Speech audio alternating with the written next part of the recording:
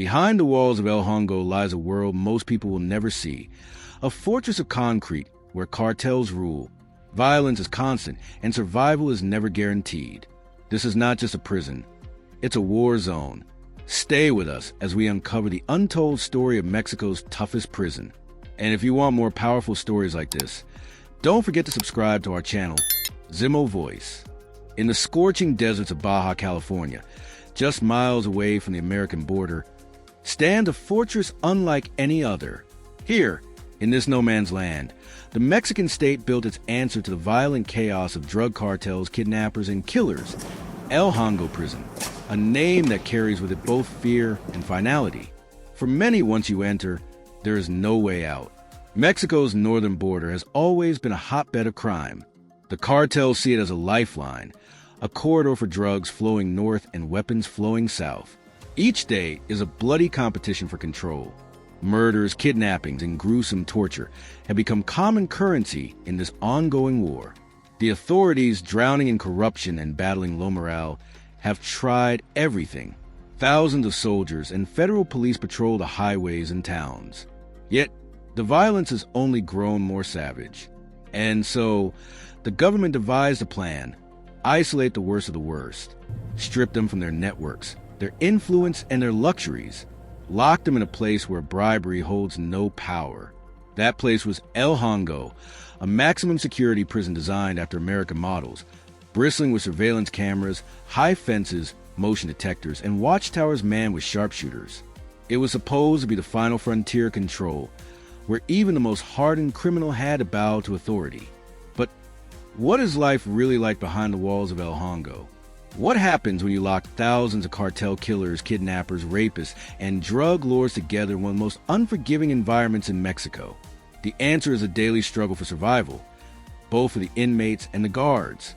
One of those guards is 26-year-old Officer Parra, a young man who walks into hell every morning and hopes to walk out alive every night. The moment he steps through the gates, he submits to the same intense search as everyone else. Fingerprint scans, iris recognition, body checks. Nothing and no one enters El Hongo without approval. Inside, live ammunition is forbidden. Guards must rely on gas canisters, batons, and sheer discipline. It is a place where hesitation can mean death. El Hongo is divided into 3 vast security zones. El Hongo 1 holds thousands of prisoners, murderers, rapists, drug dealers, small-time criminals swallowed up by the tide of violence. El Hongo 2 houses the more dangerous and rebellious. Gang members, cartel associates, men who cannot be controlled in ordinary conditions. And then there is El Hongo 3. This wing is reserved for the worst criminals in all of Mexico. Cartel bosses, corrupt politicians, cold-blooded killers, men who once held entire cities under their command. In El Hongo 3, there is no hope of rehabilitation, only containment. The guards who walk these halls know one truth: anything can ignite a riot. One insult, one rumor, even a piece of bad news on the outside can turn the cell blocks into war zones. Officer Parra remembers the day the prisoners ripped the legs off tables and chairs, charging at guards with improvised weapons. Fear was in his throat, but training forced him to act. Reinforcement from the military eventually crushed the riot, but the message was clear: El Hongo may be secure, but it is also a powder keg. Inside the cells, life is stripped bare. 70 men crammed into one room, watched by cameras 24 hours a day. Privacy does not exist. Yet, the prisoners always find ways to defy the system. They learn the blind spots in surveillance, whisper in dialects guards don't understand, and use coded gestures to send messages across cell blocks. Even isolation blocks, meant to break rebellion, become schools of resistance.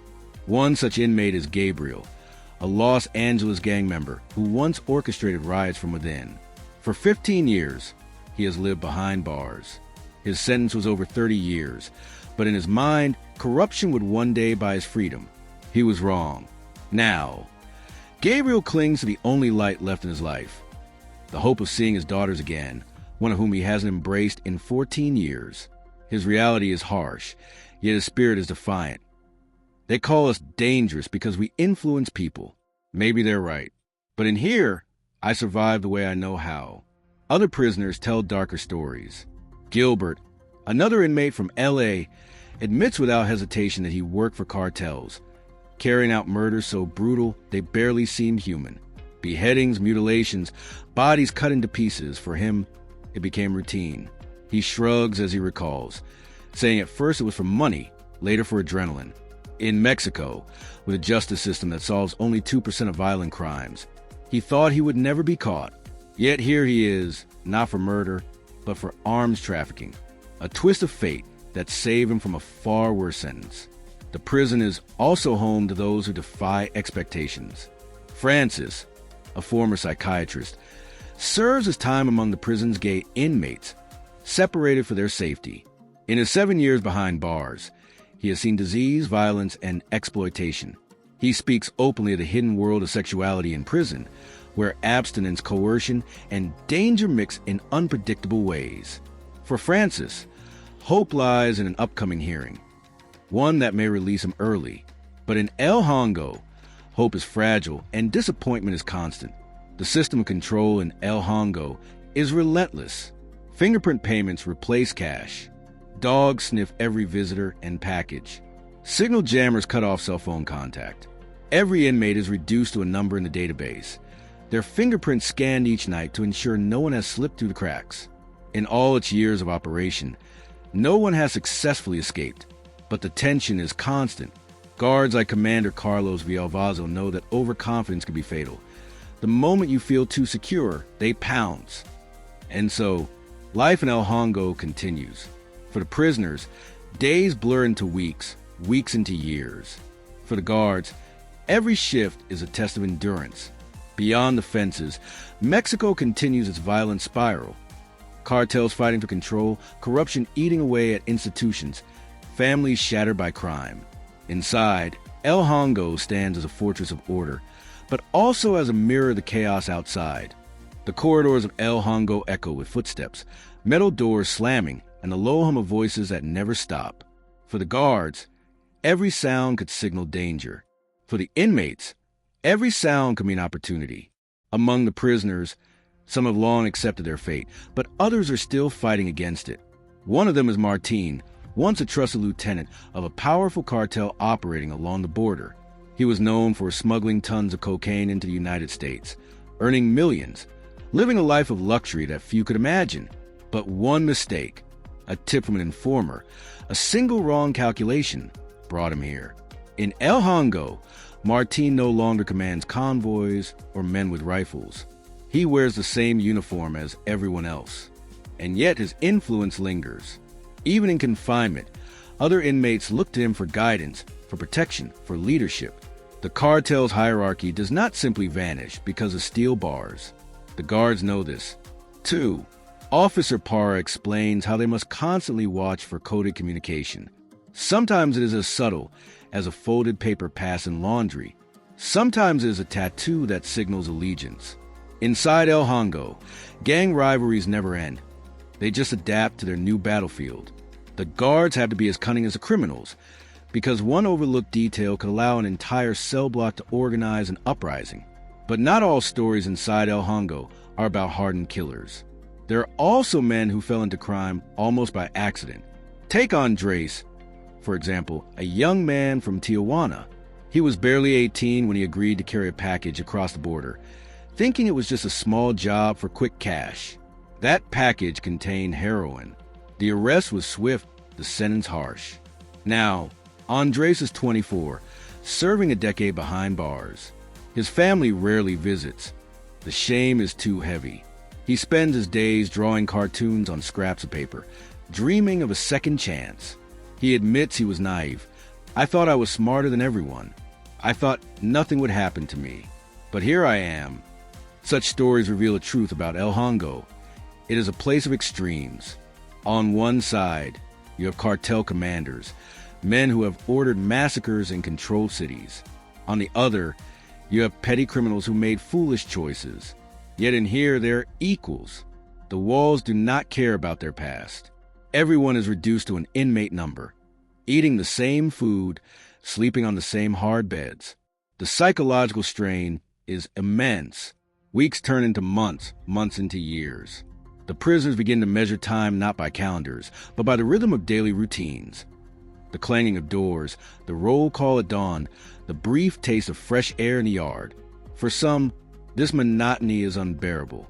Depression, paranoia, and violence eat away at their sanity. For others, it becomes a strange kind of order, the only stability they have ever known. The prison chaplain, Father Rodrigo, sees both sides. He walks the cell blocks offering words of faith, a fragile thread of hope in a place built on despair. Some inmates laugh at him, mocking religion, but others cling to his sermons, finding comfort in the idea of forgiveness, even if the outside world has written them off forever. Father Rodrigo believes that no man is beyond redemption, not even cartel hitmen who once buried bodies in unmarked graves. But whether redemption is possible in a place like El Hongo remains an open question. For the guards, survival is also psychological. Officer Parra admits that when he goes home at night, he cannot fully leave the prison behind. He checks his mirrors for cars following him. He avoids talking too openly in public, fearful that cartel spies might target him. The pay is modest, the risk enormous. Yet, for many guards, this job is all they have. They serve in silence, often unseen by society, protecting the public from men who once terrorized entire regions. But even in El Hongo, cracks appear. Smuggled contraband is found. Cell phones, drugs, handmade knives. Each discovery is a reminder that no prison is perfect. Some guards, tempted by bribes, become accomplices. Others are intimidated into cooperation. The administration tries to clamp down, but corruption seeps in like water through stone. Still, El Hongo stands as Mexico's strongest fortress against chaos. The government boasts that not a single escape has ever succeeded. The high fences, motion detectors, and relentless surveillance are proof of that. But inside these walls, another truth emerges. Physical escape may be impossible, but the spirit of rebellion lives on. In every whispered plan, every defiant stare, every tattoo inked in secret, the inmates remind the system that control is never absolute. And as the sun sets over the desert, casting long shadows across the razor wire, El Hongo remains what was always meant to be. Not just a prison, but a symbol. A symbol of the endless war between order and chaos, between the state and the cartels, between justice and survival. The dawn inside El Hongo always begins the same way. Long before the desert sun climbs over the horizon, a deafening siren rips through the silence, jolting inmates awake. Heavy boots march across the corridors as guards shout orders. Roll call begins. One by one, prisoners are counted, their names checked against databases, their faces scanned by cameras mounted above the cell doors. Every morning is a reminder that in El Hongo, individuality does not exist. You are a number, a file, a body that must be accounted for. The cells open with metallic groan, and prisoners shuffle into the yard. Some stretch and walk in circles, try to loosen muscles stiff from nights on thin mattresses. Others immediately cluster into small groups, claiming corners of the yard where alliances are strongest. In this place, where survival often depends on loyalty, these clusters are more than friendships. They are lifelines. Breakfast follows. It is served in a massive hall, designed more for efficiency than comfort. Guards watch from above through reinforced glass, rifles slung across their shoulders, unloaded but ready to intimidate. The food is basic: beans, tortillas, rice.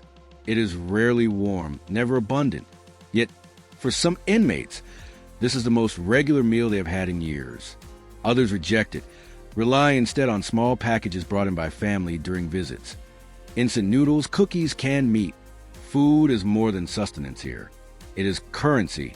An extra tortilla might buy you protection. A bag of noodles could pay for information.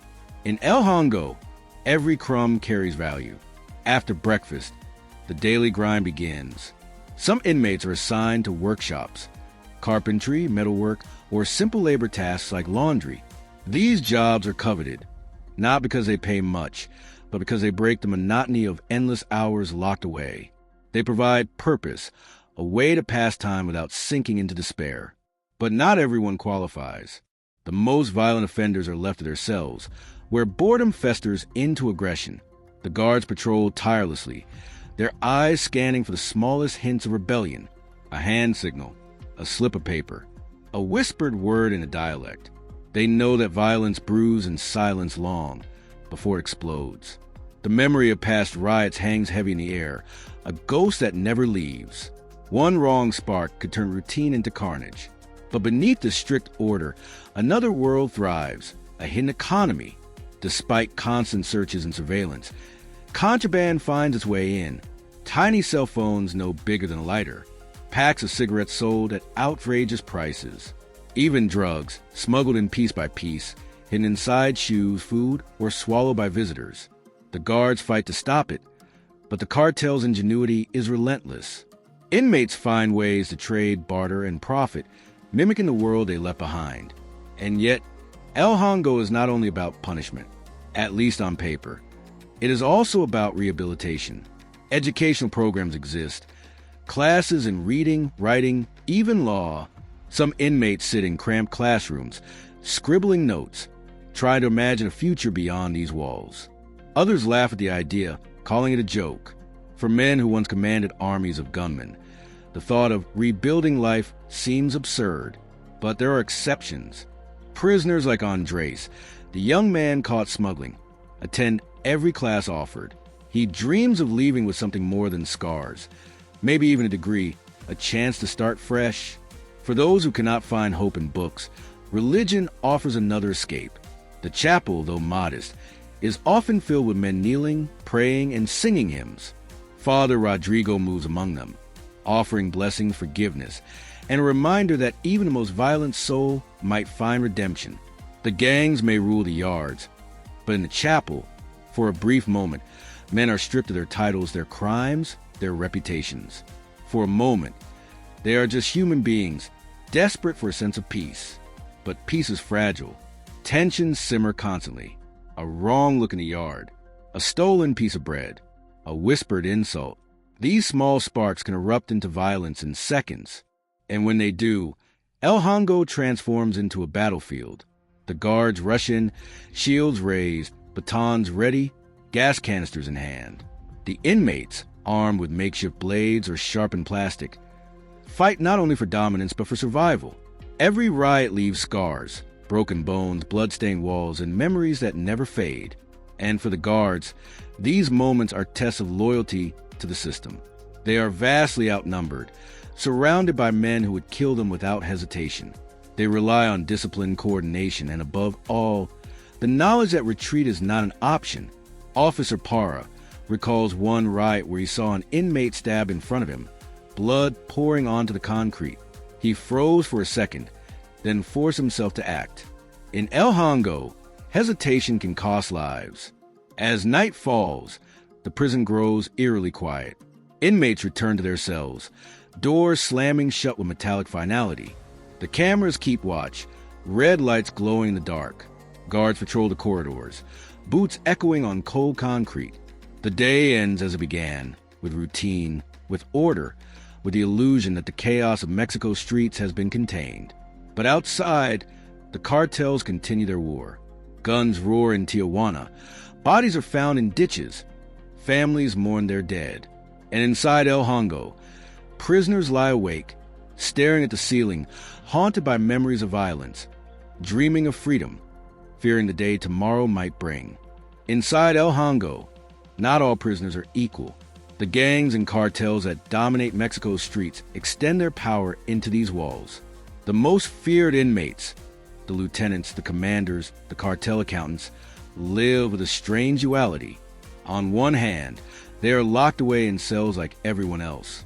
On the other, their words, even whispered, can alter the lives of hundreds. These men rarely mix with the general population. They are often held in separate wings, under tighter surveillance. Yet, even behind bars, they command loyalty. Their orders travel through coded notes, smuggled cell phones, or loyal visitors.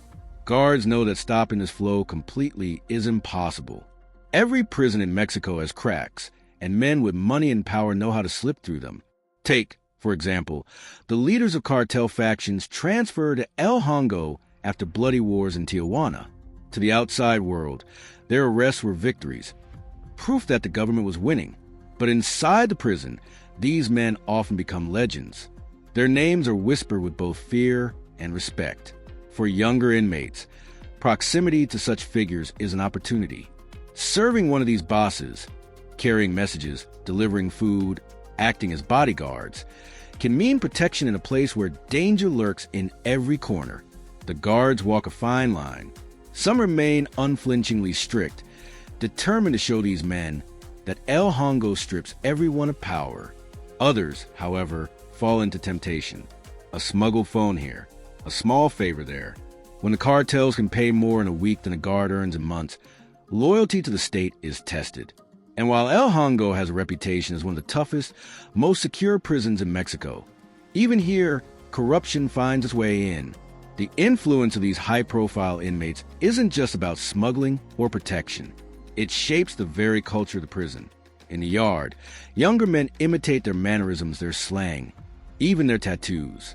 The cartel leaders may sit silently during roll call, but their mere presence radiates power. And yet, despite the aura of strength, these men are not invincible. Stripped of their armies, their weapons, and their money, they too face the suffocating boredom of prison life. Some pace their cells endlessly. Others dive into books or legal documents, desperately trying to craft appeals. But all of them know one truth. Outside, their rivals are circling like vultures. Time in El Hongo means time lost in the brutal chess game of cartel warfare. For many, return to the outside world, if they ever do, will be like stepping into a battlefield where their power has already faded. The prison psychologists speak of this often. They see hardened killers, men with dozens of murders to their name, suddenly breaking down when they realize their control is slipping. Behind the tough facade, the endless violence and the arrogance of cartel life lies a gnawing fear, irrelevance. To be forgotten in the world they once ruled is, for them, a fate worse than death. But some adapt differently. They try to rebuild themselves from within. In the rehabilitation programs, it isn't unusual to see tattooed cartel veterans sitting quietly in literacy classes, tracing letters on paper like children, or joining religious groups, asking for forgiveness. To the outside world, this may seem hypocritical. How could a man who once ordered mass killings now pray for salvation? Yet, within El Hongo, this duality is common. Brutality and faith walk side by side. Still, tensions remain high. Rivalries don't disappear just because men share the same prison. If anything, El Hongo becomes a compressed version of the cartel wars outside, a small stage where grudges, betrayals, and blood debts continue to play out. Guards know this. They rotate inmates, separate factions, and attempt to keep enemies apart. But they cannot watch every shadow corner, cannot hear every whispered word. And so, beneath the routines of workshops, meals, and prayers, the heartbeat of El Hongo is one of constant unease. Every inmate knows that tomorrow could bring a fight, a stabbing, or worse. And the guards know that even the toughest walls cannot contain ambition, anger, and desperation forever. For the guards of El Hongo, each day begins with a ritual of preparation that borders on psychological warfare. They strap on their vests, tighten their belts, and run through the mental checklist of everything that could go wrong. Unlike police officers on the street, they cannot retreat. They cannot call for backup from outside. Once the gates close behind them, they are locked inside what the very men society has declared too dangerous to walk free. Officer Parr describes the feeling as stepping into another world, one ruled by unspoken codes, invisible tensions, and a constant undercurrent of violence. He says a uniform provides authority, but it also paints a target on your back. The inmates watch everything. The way a guard walks, how he speaks, which prisoners he favors. Even the smallest display of hesitation can be exploited. Corruption is a shadow that hangs over every correctional system in Mexico, and El Hongo is no exception. The guards earn modest salaries, often barely enough to support their families. Meanwhile, many of the inmates have access to cartel money, an endless supply of bribes and threats. A single smuggled cell phone can be worth thousands inside the walls. For some guards, the temptation becomes too great. A small favor turns into regular collaboration. Others are coerced through intimidation, their families threatened, their homes surveilled. In El Hongo, the line between law enforcer and lawbreaker can blur with terrifying ease. Yet, there are guards who remain committed, who view their work as a personal war against chaos. They know the risks. They've seen colleagues broken by corruption, but they cling to discipline. These are the officers who volunteer for riot control, who rush into yards when blades flash and blood is spilled. They stand behind their shields, bracing against waves of inmates, armed only with batons, tear gas, and sheer willpower. What makes their job even more difficult is the knowledge that violence here doesn't always come from the obvious threats. A young inmate, quiet and polite, can suddenly snap, driven by desperation or manipulated by a cartel boss. For the guards, every interaction carries the weight of possibility. A smile might be genuine, or it might be a setup. A handshake could be respect, or it could be a distraction for a hidden blade. Beyond violence, guards also bear witness to human suffering on a scale few outsiders can imagine. They see inmates break down when they receive news of a family member's death. They see men crumble under the weight of years-long sentences, their minds unraveling in the suffocating monotony. Some guards admit that, over time, they harden themselves, building emotional walls to survive the job. Others confess to taking that pain home, haunted by the faces they see behind bars. The prison administration tries to offer training, but training alone cannot prepare someone for life inside El Hongo. It is not just about enforcing rules. It is about navigating a battlefield of human desperation, cartel power, and moral ambiguity. Guards must be soldiers, negotiators, psychologists, and sometimes even surrogate parents to the youngest inmates. And while inmates dream of freedom, guards dream of survival. To finish their shifts, to return home alive, to hug their children without the weight of fear pressing against their chest. For many, the work becomes a cycle. Endure the day, survive the night, repeat tomorrow. But perhaps the most haunting truth is this: guards and inmates, though separated by uniform and law, are bound together by the same walls. Both live under constant surveillance. Both wake to the same sirens. Both feel the same weight of isolation. In some strange, unsettling way, El Hongo is as much a prison for the keepers as it is for the kept. Prison is not just about bars and lock gates. It is also about time, slow, crushing, merciless time. For the men inside El Hongo, years stretch like deserts. Days bleed into weeks, weeks into years, until even the memory of freedom begins to blur. Psychologists who have worked inside say the most dangerous weapon in El Hongo isn't a shiv, a gun, or even a cartel boss. It's despair. The walls don't just confine bodies. They gnaw at minds. Men who once commanded armies, trafficked fortunes, or terrorized neighborhoods now face the unbearable silence of their own thoughts. For some, the first few months are the hardest. Withdrawal from drugs, from violence, from adrenaline, pushes inmates into spirals of rage or depression. They lash out at guards, start fights in the yard, or sink into catatonic states. Others, however, adapt quickly, molding themselves to the rhythms of prison life like survivors adjusting to a hostile environment. But over the years, something darker sets in: the erosion of identity. Inmates lose track of time, forgetting dates, even seasons. They stop writing letters. Friends outside stop answering. Families move on, children grow older, partners find new lives. Slowly, the inmate realizes that the world no longer waits for him. That realization is devastating. In El Hongo, psychologists describe 3 types of mental survival. The fighters, these are the inmates who resist despair by clinging to routines. They exercise obsessively, learn new skills, or find strength in faith. They know the walls can confine their bodies, but refuse to let them imprison their minds. The dreamers, men who escape into fantasy. They talk about businesses they will start, empires they will rebuild, women they will win back.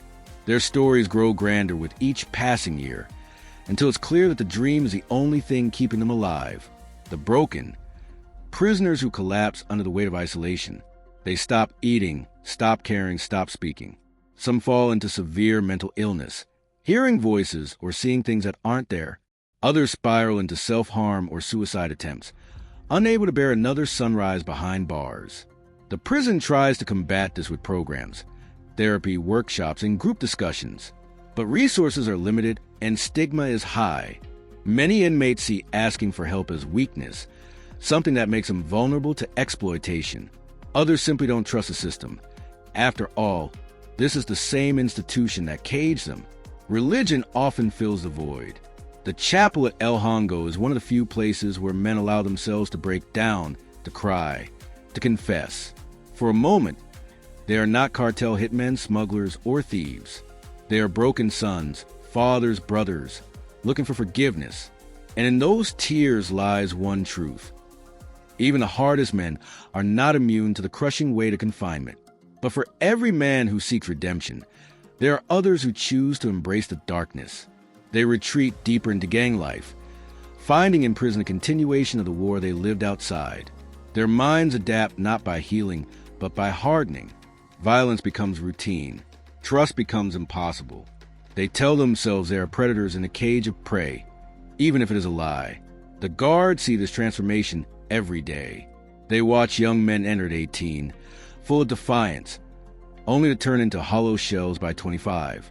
They watch strong leaders crumble when their cartel abandons them. They watch eyes go empty, and they know, deep down, that for many of these men, even freedom will not bring salvation. El Hongo does not just imprison, it brands the soul. On paper, El Hongo is not just a fortress of punishment. Officials proudly describe it as a center of social reintegration. The language is optimistic, almost hopeful, as within these walls men can shed their past, learn new skills, and step back into society as reformed citizens. The programs exist. There are classrooms where inmates practice reading and writing, computer labs with limited access, and workshops in carpentry, mechanics, and textiles. In the afternoons, some men sit at sewing machines, repairing uniforms. Others shape wood into furniture that is sold outside. The prison administration points to these programs as proof that rehabilitation is real. But beneath the polished reports lies another truth. For many inmates, these opportunities are out of reach. Space is limited.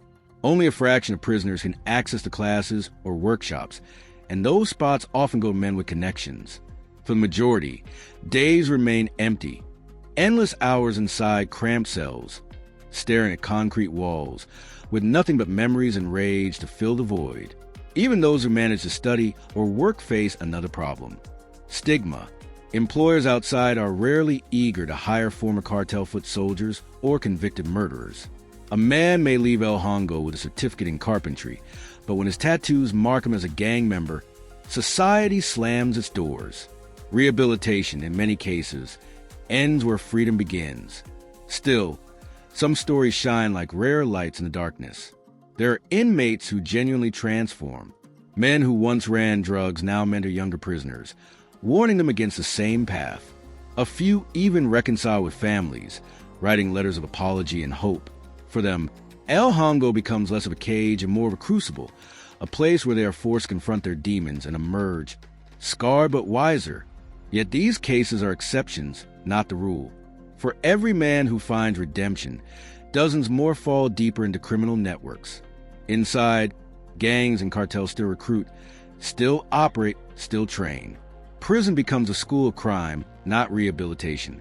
Younger inmates enter as small-time thieves and leave as hardened killers. The system, designed to reform, often ends up perfecting the very violence it claims to fight. Psychologists who have worked in El Hongo admit this openly.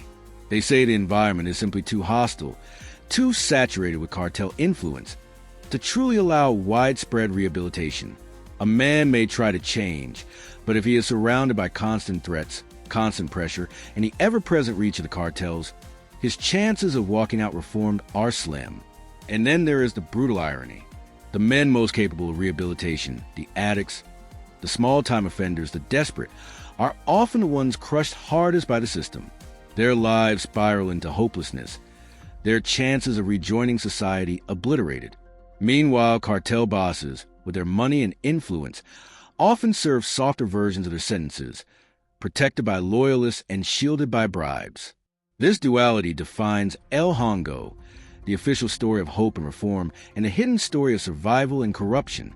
And between those two realities, thousands of men sit, waiting wondering which story their lives will ultimately tell. For many inmates, family visits are the only thread that ties them to life beyond El Hongo. They are rare, heavily regulated, and often exhausting for the visitors. Yet to the prisoners, they are moments of light piercing through the darkness. On visiting days, the atmosphere shifts. The sterile corridors and concrete yards, normally filled with tension, suddenly buzz with anticipation. Inmates comb their hair, polish their shoes, or wash their clothes in buckets of cold water. For men who live in filth and monotony, these small gestures are monumental. They want to look human again, if only for a few hours. Outside the prison, families line up under the scorching Tecate sun. Mothers, wives, sisters, and children wait in long queues, clutching paperwork, IDs, and small bags of food. Every package is inspected, every pocket searched. Guards make no exceptions. A bag of chips can be torn apart, a loaf of bread sliced open, a soda bottle shaken and sniffed. Smuggling is always a threat, drugs and cards, or even tiny weapons hidden in toys or clothing. But despite the harshness, families endure. Some travel for hours, even days, to see their loved ones. For many, the cost of the trip strains their meager income. Yet they keep coming, carrying loyalty in their eyes, even when society tells them to turn away. When prisoners finally meet their visitors, the air shifts. Hardened men who walk the yards with stone faces break into smiles. Tattoos and scars suddenly fade into the background as children leap into their arms. For a few brief hours, killers become fathers, smugglers become sons, and cartel soldiers become husbands again. But these reunions are bittersweet. Conversations are limited, monitored by guards, sometimes muffled by plastic dividers. Families talk about school grades, illnesses, money problems. Inmates listen, nod, and offer advice, even though they are powerless to change much. Some prisoners avoid asking questions altogether, terrified of hearing about life moving on without them. When the visits end, the hardest moment comes. Children cry as they are pulled from their father's arms. Wives walk away with tears on their faces, knowing it will be weeks before they return. Prisoners are led back into their cells, their expressions hardening once more. The vulnerability they showed in the visiting room vanishes, replaced by the mask of survival. For some inmates, visits are torture. They remind them of the lives they have lost, birthdays missed, funerals unattended, years slipping away. Others cling to them as lifelines, proof that they are not forgotten. Guards say they can often tell who receives visits and who doesn't. Men with family ties walk taller, hold on to hope. Those abandoned by the outside world often crumble faster, their spirits eaten alive by isolation. And yet, even family visits are not immune to the influence of cartels. For high-ranking inmates, visits are not only emotional, they are strategic. Wives or girlfriends carry coded messages. Children unknowingly serve as couriers. A kiss on the cheek can deliver more than love. It can pass instructions that ripple through entire networks outside. Guards know this, but the cartel's ingenuity often outpaces control. So the visiting rooms of El Hongo become a paradox. Places of tenderness and love, but also places of secrecy and strategy. For the inmates, they are fleeting escapes. For the guards, they are minefields. For the families, they are acts of endurance. And for the prison itself, they are reminders that the world beyond these walls never truly stays outside. Life inside El Hongo is always tense, like walking across thin glass. At any moment, it can shatter. The guards know it. The inmates know it. Even visitors can sense the unspoken electricity in the air. The prison is a cauldron of rivalries. Cartel soldiers who fought each other in the streets of Tijuana, Sinaloa, or Juarez are now forced to live side by side. Old betrayals, unpaid debts, and vendettas simmer just beneath the surface. A look, a whispered insult, or even the wrong gesture can ignite violence. Fights often start small, a shove in a food line, an argument over a bunk, a dispute about cigarettes. But in El Hongo, nothing remains small for long. One punch quickly becomes a flurry of fists. Knives, often improvised from metal scraps, toothbrushes, or broken glass, emerge from hidden corners. Blood spills, and in seconds, the entire yard can erupt. The guards rush in, shields raised, batons swinging. Sirens blare. Tear gas burns the air. But even when order's restored, the message is clear. Violence here is never random.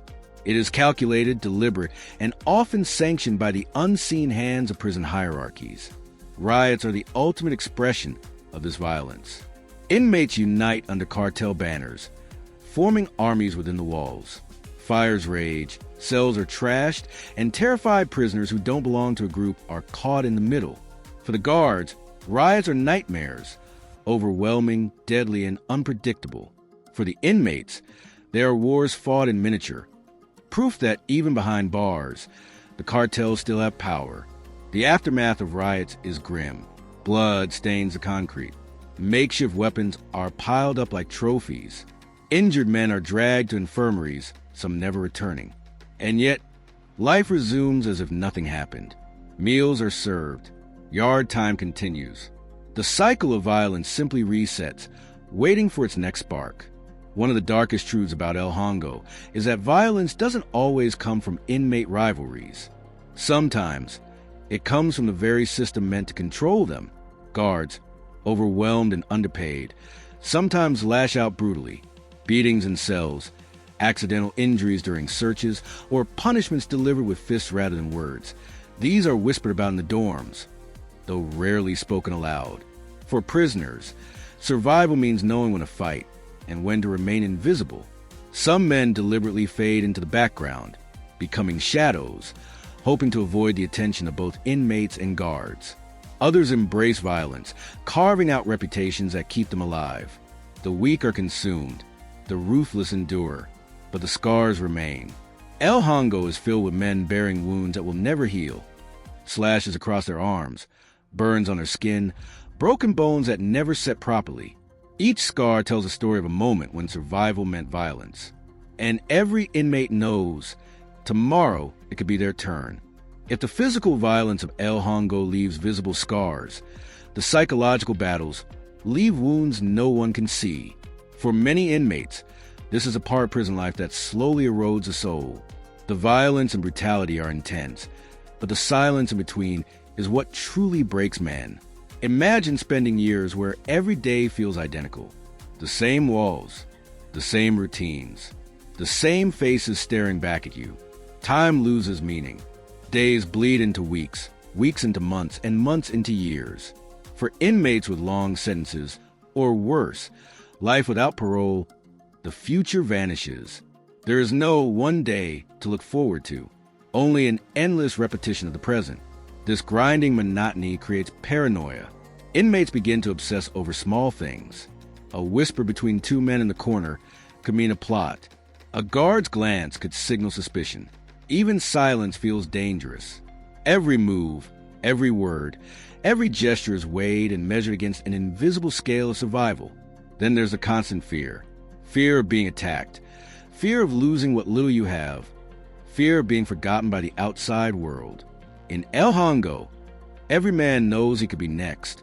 The wrong affiliation, the wrong word, even being in the wrong place at the wrong time, all of it can mark you for death. Many men sleep lightly, if at all, waiting for the footsteps in the night that might signal their last moments. The psychological torment doesn't stop there. Some inmates begin to see shadows where there are none. Locked away in cells with little light and less hope, hallucinations creep in.